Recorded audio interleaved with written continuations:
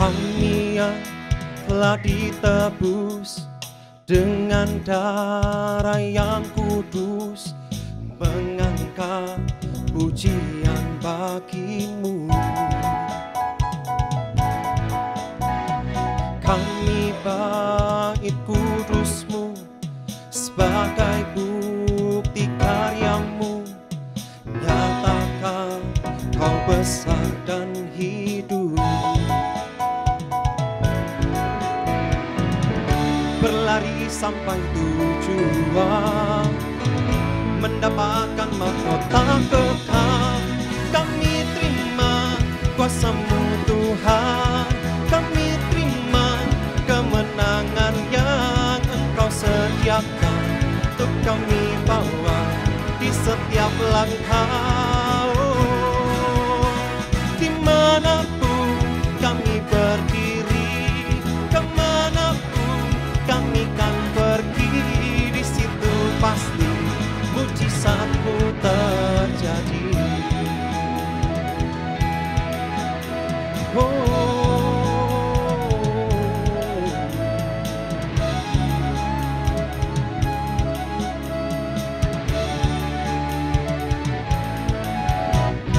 Kami yang telah ditebus dengan darah yang kudus, mengangkat pujian bagi-Mu. Kami bait kudus-Mu sebagai bukti karya-Mu, nyatakan kau besar dan hidup. Berlari sampai tujuan, mendapatkan mahkota kekal. Kami terima kuasa-Mu Tuhan, kami terima kemenangan yang Engkau sediakan untuk kami bawa di setiap langkah. Dimanapun kami berdiri, kemanapun kami kan pergi, di situ pasti mujizat-Mu terjadi.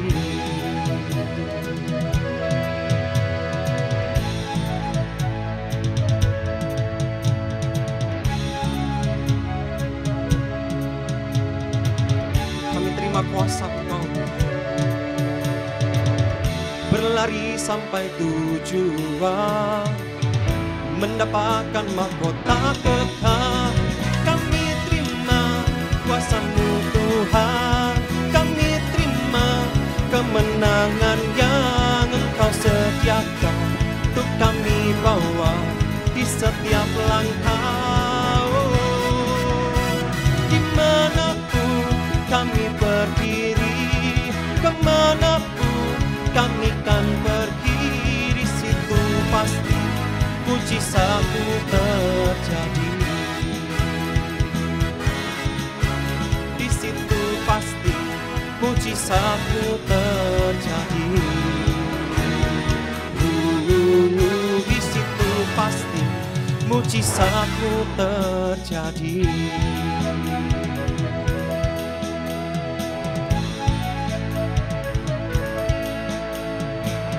Kami terima kuasa-Mu Tuhan, kami terima kuasa-Mu.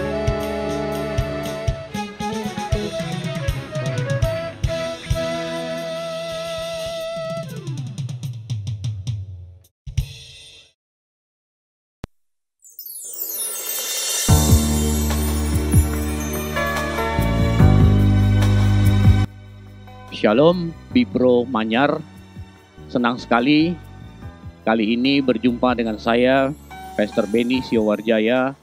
Kita boleh berbagi kebenaran firman Tuhan.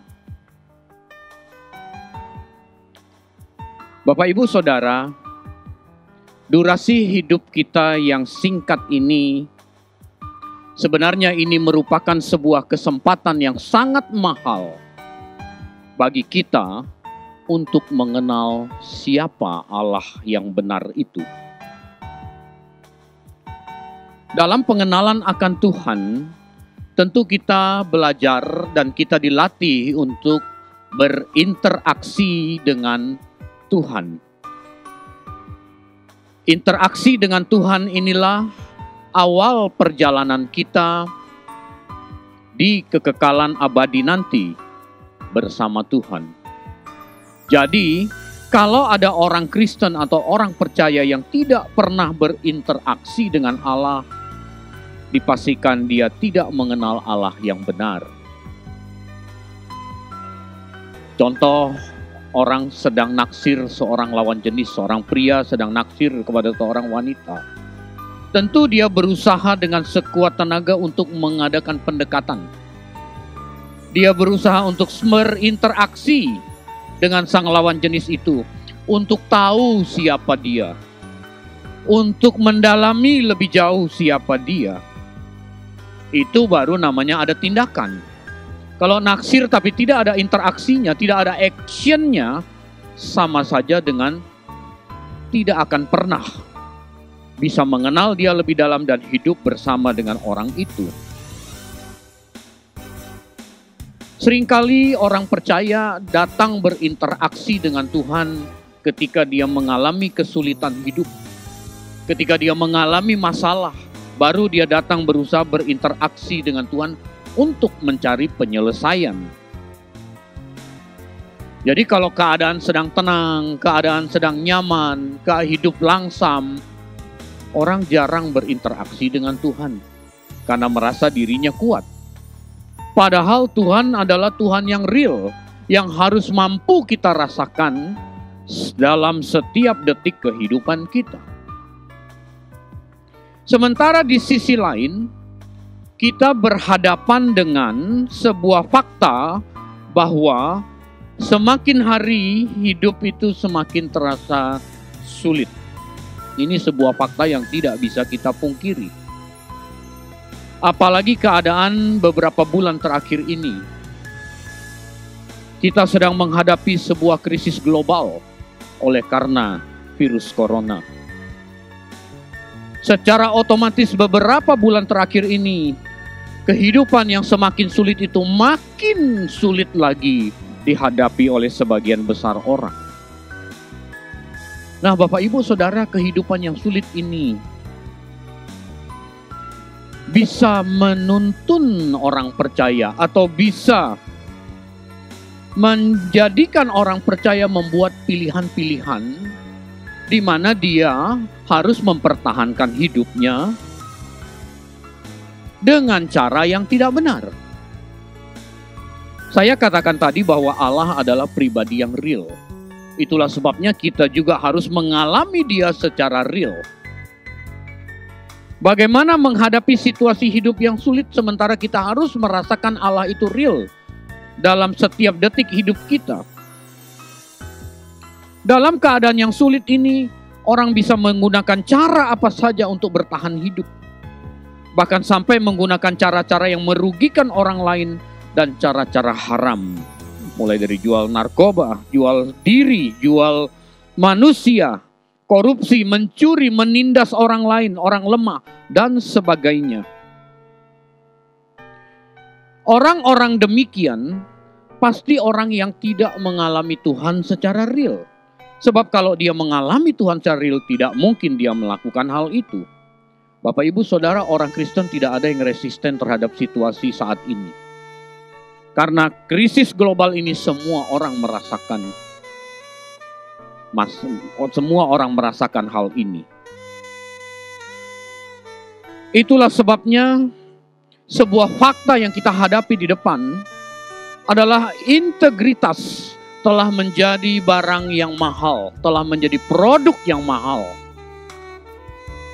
Sulit sekali menemukan orang-orang percaya yang mempertahankan integritasnya di tengah-tengah kehidupan yang tidak mudah dilewati ini. Kita sering kali gagal menghayati kehadiran Tuhan. dan gagal mengalami Tuhan. Padahal Tuhan pribadi yang real, yang harus kita alami setiap hari. Integritas itu bahasa sederhananya adalah antara yang kita ucapkan dengan yang kita lakukan harusnya sama. Integritas itu adalah antara yang kita ucapkan dan yang kita perbuat sehari-hari seirama, seiring.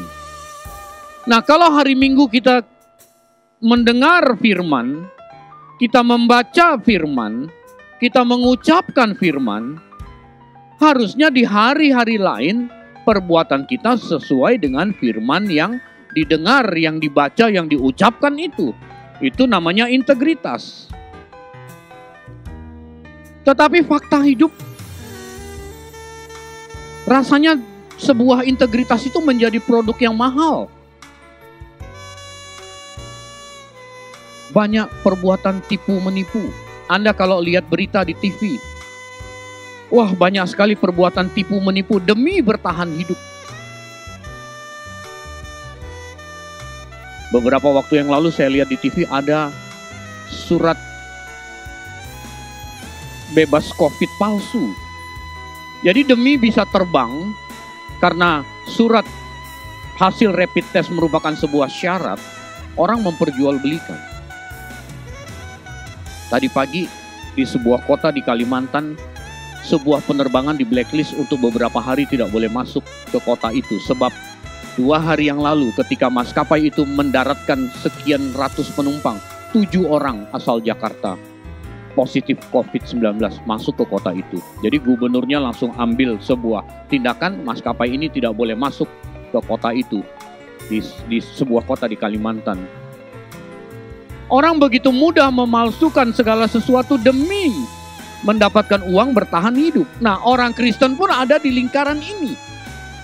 Di lain sisi kita harus mampu merasakan Tuhan itu real. Tuhan itu nyata, tetapi kehidupan begitu sulit. Bapak, Ibu, Saudara, saya sudah katakan tadi Tuhan adalah pribadi yang real. Yang seharusnya kita alami secara real pula. Tanpa mengalami Tuhan secara real, maka sia-sialah hidup kekristenan kita. Mengalami Tuhan tidak hanya pada saat kita berada di dalam ruang gereja. Mengalami Tuhan tidak hanya pada saat kita sedang berdoa. Mengalami Tuhan tidak hanya pada saat kita berfellowship bersama rekan-rekan seiman saja. Justru lebih dari itu. Dalam kehidupan nyata kita sehari-hari, kita harus mampu mengalami Tuhan hadir.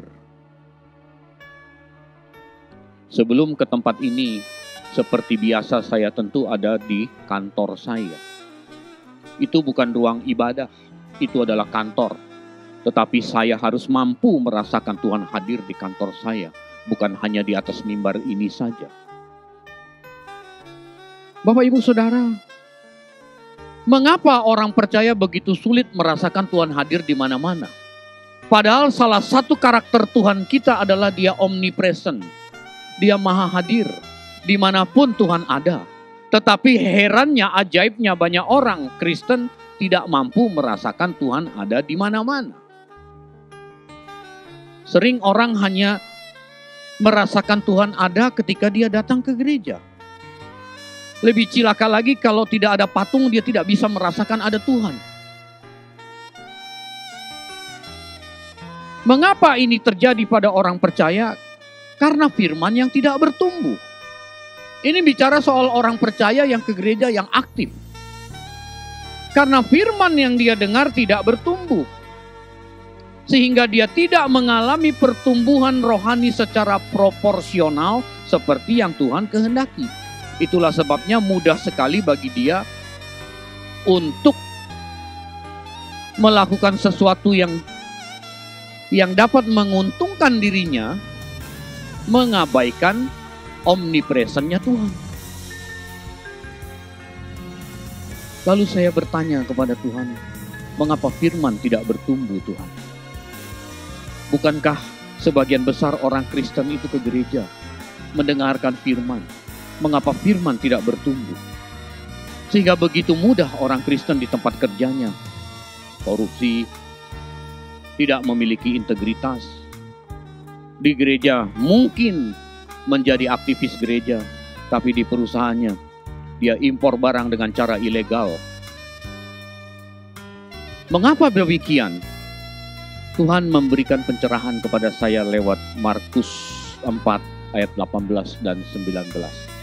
Saya sungguh diberkati oleh ayat ini. Markus 14 ayat 18 dan 19.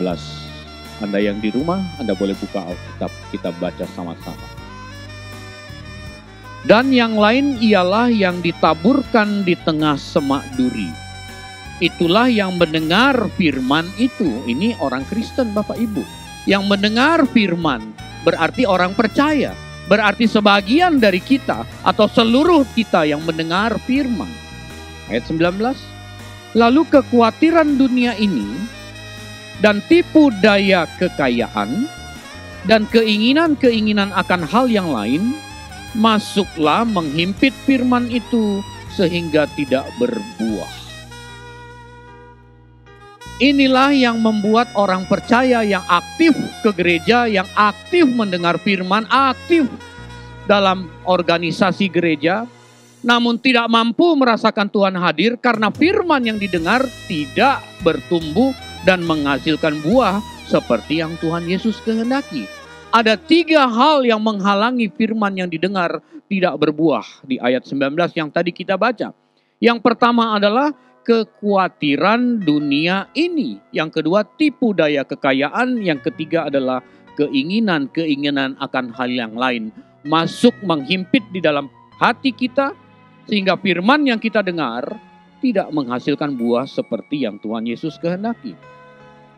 Yang pertama soal kekhawatiran dunia ini.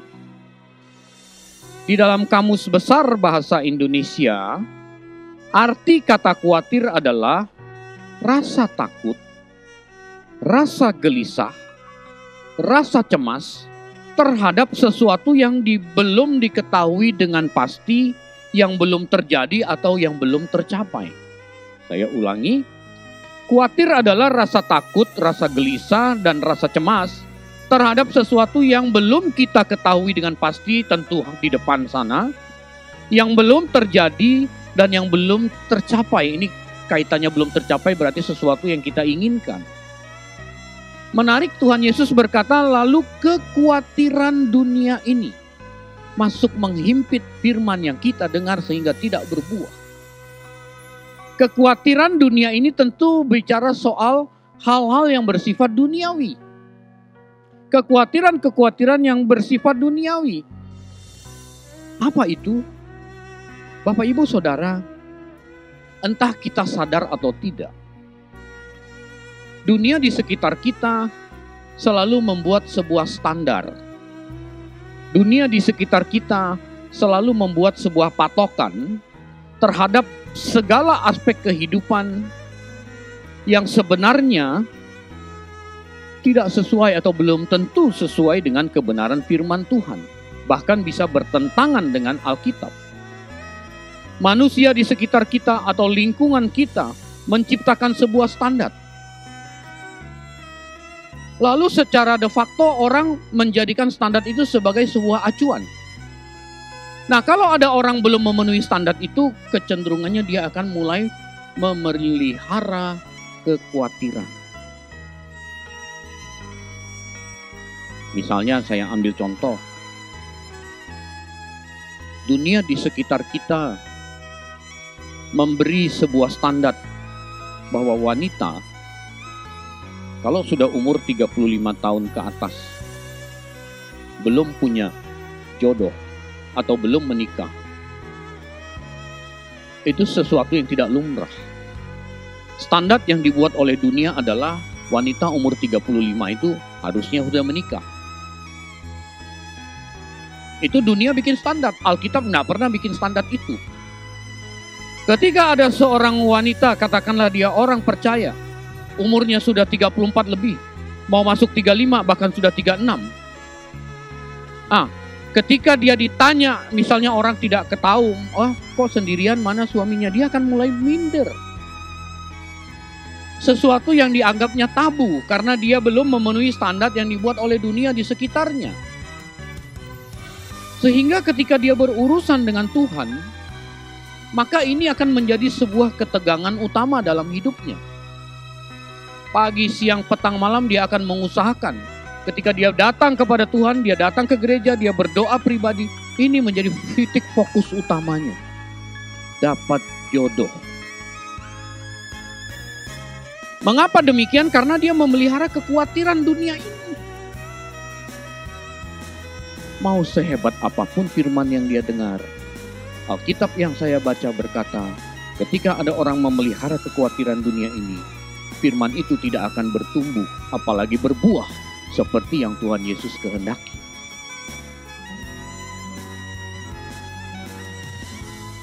Misalnya contoh lain, orang yang sudah menikah, ya kita ambillah sebuah standar, katakanlah sudah menikah 5 tahun gitu.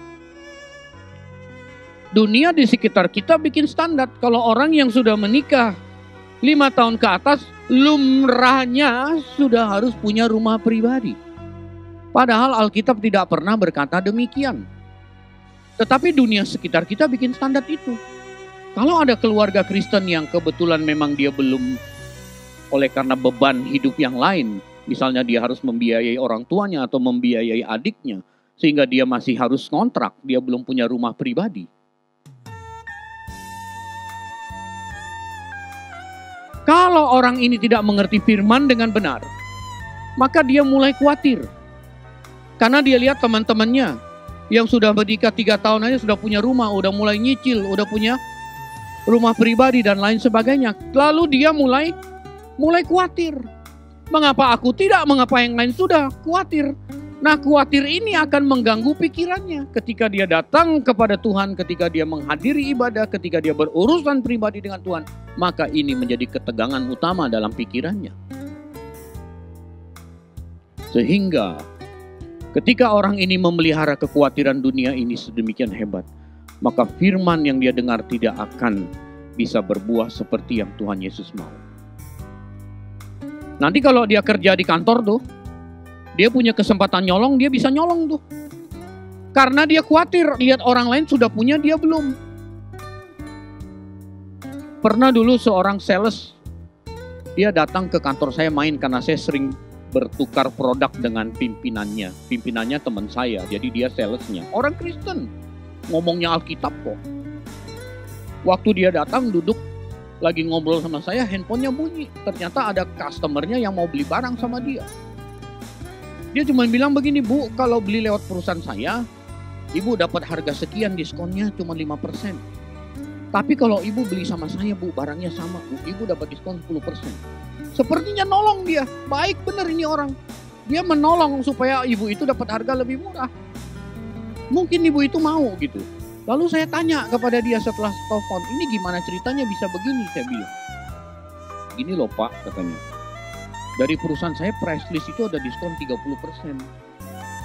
Sekarang kalau saya beli sama perusahaan saya, lalu saya bayar tunai, saya dapat diskon 30%, lalu saya jual lagi se ibu itu. Saya cuma kasih dia diskon 10%, saya untung 20% Pak, katanya.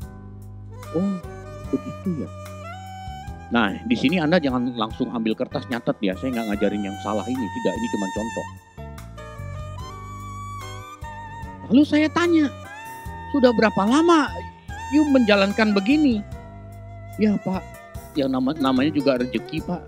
Tuhan tahulah kita serba kekurangan Pak, katanya. Loh, bawa nama Tuhan tuh orang Kristen tuh begitu tuh. Orang-orang seperti ini mau firman sehebat apapun yang dia dengar, tidak mungkin bisa berbuah. Alkitab berkata jangan mencuri kok, jangan mengingini barang orang lain kok. Cukupkanlah apa yang ada pada dirimu kok. Dia merasa gak cukup, bagaimana firman bisa berbuah begitu. Kekhawatiran inilah yang akhirnya membuat firman yang didengar tidak mungkin bisa bertumbuh, apalagi menghasilkan buah. Firman yang tidak bertumbuh akhirnya membuat orang Kristen hidup tidak dapat mengalami Tuhan secara real. Dan akhirnya integritas dirinya digadaikan.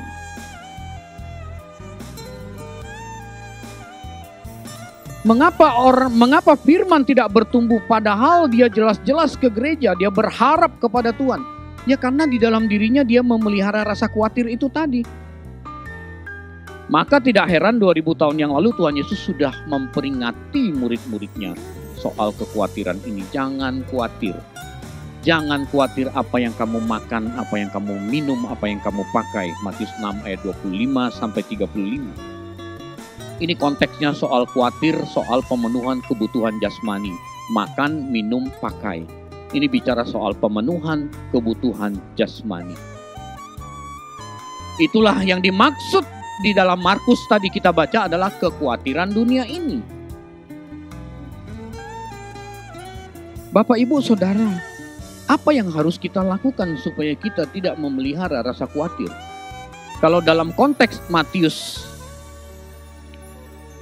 6 ayat 30, di situ ada 33, di situ dikatakan cari dahulu kerajaan Allah dan kebenarannya, maka semuanya akan ditambahkan kepadamu. Kalau kita berani menginvestasikan waktu kita untuk merasakan Tuhan itu real dimanapun kita berada, dalam situasi apapun, maka pemenuhan kebutuhan jasmani itu dalam konteks Matius 6 ayat 33 akan Tuhan berikan kepada kita. Yang harus kita lakukan adalah cari dahulu kerajaan Allah dan kebenarannya. Ini bukan soal kita rajin ke gereja loh Bapak Ibu ya, bukan itu saja loh. Cari dahulu kerajaan Allah dan kebenarannya adalah bicara soal alamilah Tuhan dimanapun kau berada dalam situasi apapun. Sekalipun engkau memperoleh kesempatan untuk berbuat curang, tapi engkau berkata, aku mau cari kerajaan Allah dan kebenarannya, maka semua Tuhan akan tambahkan. Bapak, Ibu, Saudara, kalau kita mampu merasakan Tuhan hadir dimanapun kita berada, itu kita sedang mencari kerajaan Allah dan kebenarannya. Maka semua akan Tuhan tambahkan, akan ditambahkan. Dulu waktu SD kita belajar bahasa Indonesia itu ada kalimat aktif, kalimat pasif. Kalau kalimat aktif itu saya memukul Adi, itu kalimat aktif. Tapi kalau kalimat pasif saya dipukul Adi, pakai di, itu kalimat pasif. Kalau kalimat aktif, subjek melakukan suatu kegiatan. Kalimat pasif beda, subjeknya dia tidak melakukan aktivitas apapun. Yang melakukan adalah objeknya. Saya dipukul Adi, saya tidak melakukan apapun, Adi yang melakukan. Di sini dalam konteks ini semuanya itu akan ditambahkan kepadamu. Itu berarti subjek tidak melakukan apa-apa. Kita tidak melakukan apa-apa sehubungan dengan hal ini. Itu pekerjaan Roh Kudus. Yang tambahan tadi itu urusan Roh Kudus. Bagian kita itu bertanggung jawab terhadap hidup kita. Kalau Anda kerja di perusahaan, Anda kerjalah dengan baik. Datang tepat waktu. Optimalkan semua waktu yang ada. Kerja dengan baik. Itu bagian kita. Yang ditambahkan itu urusan Tuhan, urusan Roh Kudus. Dan Bapak Ibu Saudara, saya mau ingatkan, yang namanya tambahan, boleh sedikit, boleh sangat sedikit, boleh banyak, boleh sangat banyak, boleh tidak ada sama sekali. Itu namanya tambahan. Yang utama yang harus kita kejar, yang tambahan itu urusan Tuhan. Jangan kita ke gereja berurusan dengan Tuhan, cari tambahan, itu salah. Pak, supaya tidak khawatir saya kejar tambahan terus Pak, itu keliru. Yang dikejar adalah hal yang utama tadi. Cari dahulu kerajaan Allah dan kebenarannya. Ini hal pertama yang menghimpit firman tidak bertumbuh. Sehingga orang tidak mampu merasakan Tuhan hadir dimanapun sehingga dia bisa berbuat suka-suka. Hal yang kedua, kita kembali ke Markus tadi. Yaitu tipu daya kekayaan. Tipu daya kekayaan. Tipu daya kekayaan sama dengan kenyamanan yang semu. Kekayaan itu mamonas, iblis. Itulah sebabnya Tuhan dalam satu kesempatan berkata orang tidak bisa mengabdikan dirinya kepada dua tuan. Ia harus memilih Mau mengabdi kepada Tuhan saja atau tidak sama sekali.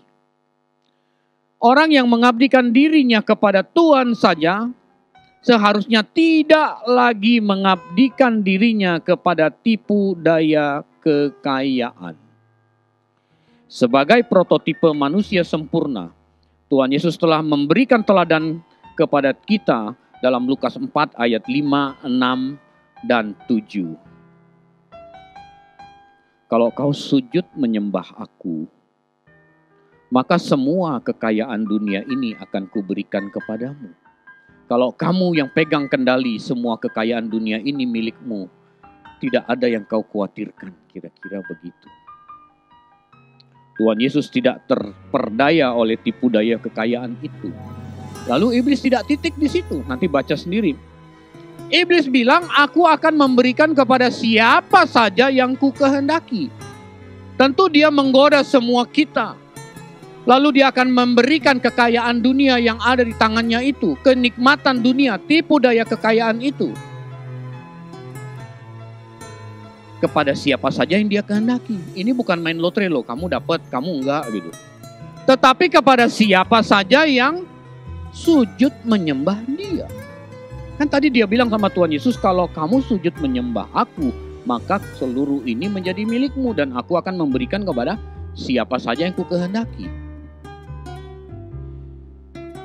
Jadi sebenarnya orang Kristen yang hari Minggu rajin ke gereja, belum tentu dia tidak sujud menyembah iblis loh Bapak Ibu Saudara.